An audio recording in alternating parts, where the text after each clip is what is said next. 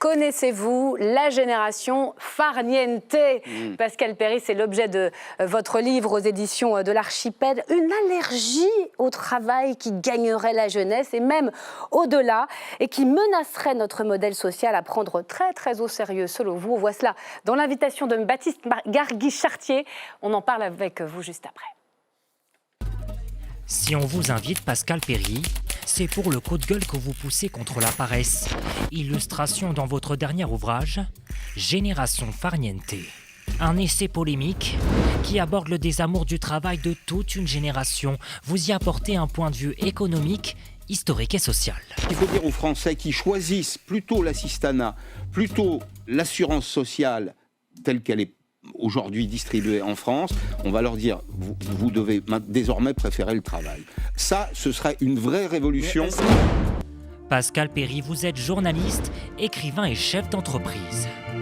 Votre ouvrage le plus marquant, sans doute celui sur le pouvoir d'achat, mais dans votre dernier essai, vous proposez une réforme du système économique. Si on veut conserver le modèle qui est le nôtre, il faudra travailler plus en quantité et en qualité. Retenez une idée simple.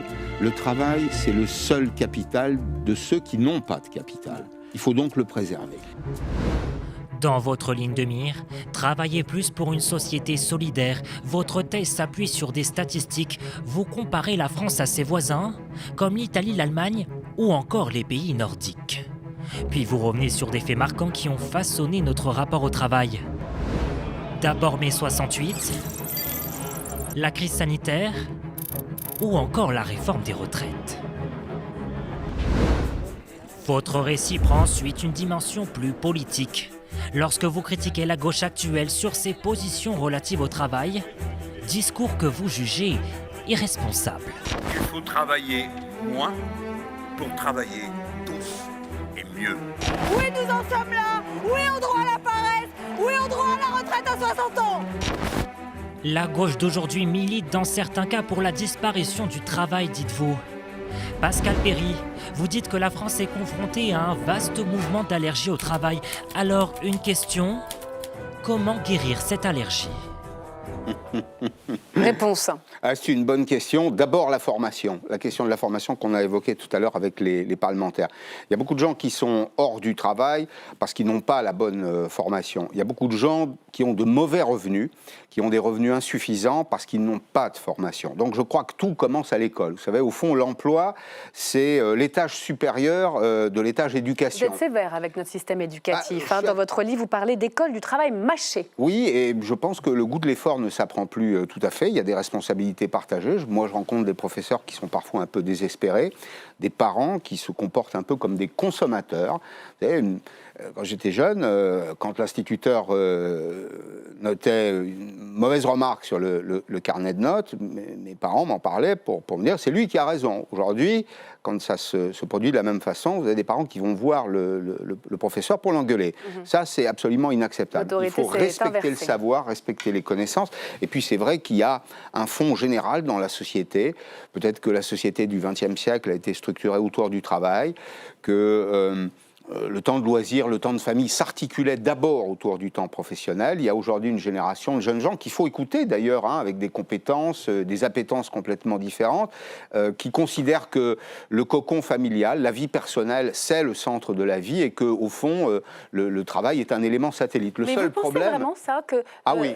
C'est générationnel? Non. Uniquement parce que c'est une chose de ne pas vouloir travailler plus longtemps, et ça, le rejet, il était massif dans la réforme des retraites. Aucune réforme des retraites, entre nous, n'est populaire. Mais c'est une autre de considérer qu'on veut vite aller se reposer, on veut vite en finir, et que le travail rend malheureux. Est-ce que c'est notre cas en France, vraiment? Moi, je ne crois pas que le travail rende malheureux. Je pense que c'est d'abord un discours politique. Mais je constate en même temps qu'il y a ce que j'appelle une génération Netflix Deliveroo qui a élu le canapé comme le centre du monde et qui est extrêmement passive. Alors, en quelques minutes, c'est compliqué d'en parler. Il y a l'école, il y a probablement l'irruption du digital dans la vie qui fabrique plutôt des individus passifs que des individus actifs. Il y a un fond de l'air politique. On a entendu Jean-Luc Mélenchon qui nous dit qu'il faut travailler moins, travailler tous. Mais, pardon, on a l'expérience des 35 heures. Le chômage a massivement augmenté en France. Il suffit de constater que les statistiques le disent pour le croire.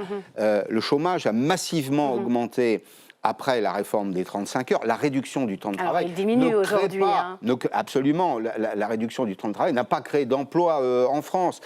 Non, je crois qu'il faut travailler sur les qualifications et ne pas oublier un principe fondamental qui est un peu le cœur de ma réflexion. La France a fait un choix historique, qui est de faire financer son modèle social par le travail. Par les actifs. Par les actifs. Et donc, c'est la quantité de travail dans la société et la qualité du travail, donc la productivité, qui finance le modèle social qui est le nôtre. Donc, moins d'actifs, moins de services. Bien sûr. Si nous avions le taux d'emploi des Allemands ou celui des Danois, nous aurions en France, et ça réglerait une partie des problèmes qui ont été évoqués tout à l'heure, 100 milliards d'euros de recettes publiques supplémentaires. Est-ce que vous vous rendez compte de ce qu'on peut faire avec 100 milliards d'euros? Donc si tout le monde se met à travailler, si la quantité de travail est suffisante dans la société, une grande partie de nos problèmes, y compris budgétaires, sont réglés. C'est intéressant parce qu'au fond, vous dites que c'est culturel, qu'on aurait presque perdu le sens de l'intérêt collectif, Alors, il y a de l'intérêt commun. Oui, mais... Si travailler plus nous permettrait véritablement de beaucoup mieux vivre, c'est qu'il y a quelque chose qui est fondamentalement individualiste et retranché sur chose. C'est vrai, tout ça traduit une société d'égoïstes. Bien sûr, le sens de la solidarité, c'est un petit peu perdu. Heureusement d'ailleurs qu'il y a encore une vraie sécurité sociale, des institutions sociales en France, parce que c'est ce qui permet de verser les retraites, c'est ce qui permet de soigner les gens dans de bonnes conditions, d'abonder les politiques de l'enfant. Mais le reportage tout à l'heure, le petit résumé était très bien, parce que moi je pense que le fait générateur, c'est l'échec de la réindustrialisation du pays. C'est le milieu des années 80. Il y a deux écoles au Parti socialiste, c'est le Parti socialiste qui gouverne, François Mitterrand est président de la République. Il y a l'école Édith Cresson qui dit mais la désindustrialisation n'est pas une fatalité, il faut réinvestir, moderniser l'outil de travail. On garde les cerveaux mais on délocalise les bras.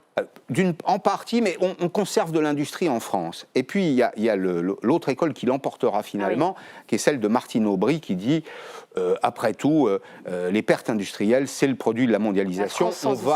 On va imaginer une économie de services, du temps libre, etc.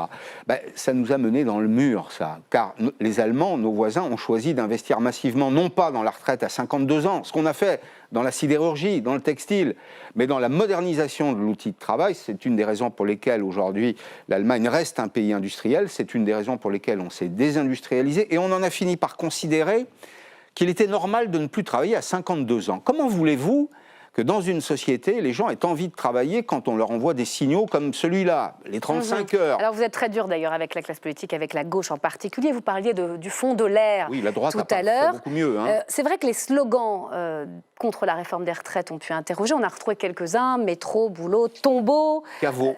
Voilà, la retraite, on s'en fout, on ne veut pas bosser du tout, bosse, consomme, crève, droit à la paresse, on en voit quelques-uns. Pour vous, la gauche radicale, aujourd'hui, est la première responsable. On entendait Sandrine Rousseau. Est-ce que vous ne lui donnez pas un peu trop d'importance qu'elle n'a en réalité dans l'opinion? Non, je pense qu'elle a une... À la qualifier de dangereuse à ce point. Je crois qu'elle a un impact culturel fort. Vous savez, les changements d'opinion, enfin, la production de l'opinion, ça répond souvent à des logiques minoritaires. Il faut 5% de gens très convaincus pour faire une révolution. Les autres suivent en général. Non, je crois qu'on a une gauche aujourd'hui qui, sur la base d'un rapport de Terra Nova, d'ailleurs, au début des années 2010, disait « la classe ouvrière est perdue ». La classe ouvrière a été pervertie par le capital, si vous voulez, pour dire les choses simplement. Les nouveaux révolutionnaires sont dans les cités, dans les banlieues, c'est les luttes intersectionnelles. Et vous avez aujourd'hui une gauche qui dit clairement, mais comme Sandrine Rousseau, je ne l'ai pas inventé, une bonne sieste pour remplacer le capitalisme. Pensez aux Insoumis. Ou qui dit, Jean-Luc Mélenchon. Ni loi ni travail. Vous savez, au moment de la loi El Khomri, ni loi ni travail. Donc ça a un impact, évidemment. Et comme en France, on a une politique extrêmement généreuse, comme on sort d'une période d'argent magique, ça alimente cette idée qu'au fond, le non-travail est possible, qu'on a totalement décorrélé le principe du travail et le principe des revenus du travail. Alors, vous reprenez la formule de Sylvain Tesson, qui dit que la France est un paradis peuplé de gens qui se croient en enfer. Cette idée que la France est un enfer social, vous avez vraiment le sentiment qu'elle est majoritaire dans le pays? Vous avez écouté Mme Verzelletti tout à l'heure, on veut faire la poche des pauvres. Non, Mais c'est pas sérieux. La CFDT est le syndicat majoritaire, Très bien, pas la CGT. Parfait. Mais est-ce que c'est ce qu'on entend? Il y a, dans l'espace, on vit dans une société d'opinion. C'est pas vous qui me direz le contraire. L'opinion est déterminante. C'est elle qui produit une espèce de récit collectif. Mais la voix de la majorité n'est pas entendue. Elle est très peu entendue. On entend beaucoup des Mais voix elle s'exprime dans les réfractaires. urnes. Oui, heureusement qu'elle s'exprime dans les urnes. Mais là, on ne parle pas d'élection. On est en train de parler du fond idéologique dans la société. Et en effet, il y a une surreprésentation de cette parole qui remet en cause les grands équilibres, qui oublie de rappeler que le travail produit la protection sociale, qui voudrait désigner une partie du pays comme le principal responsable des malheurs collectifs, les riches, hein, de façon générale. Une raison d'espérer quand même. En oubliant... Pour terminer, Pascal Perry. Écoutez... Et de faire en sorte qu'on retrouve un peu ce goût de l'effort et du travail pour le bien commun de tous et donc pour nous. Écoutez, on vit dans un pays formidable. On est assuré, assurance sociale, de la naissance à la mort. C'est-à-dire que l'État et les organismes sociaux couvrent les aléas de la vie. Ça, il faut le protéger. Et la meilleure façon de le protéger, c'est de travailler. Allez, tous au boulot contre la génération farniente, c'est-à-dire aux éditions de l'Archipel. Vous restez avec moi, Pascal Perry.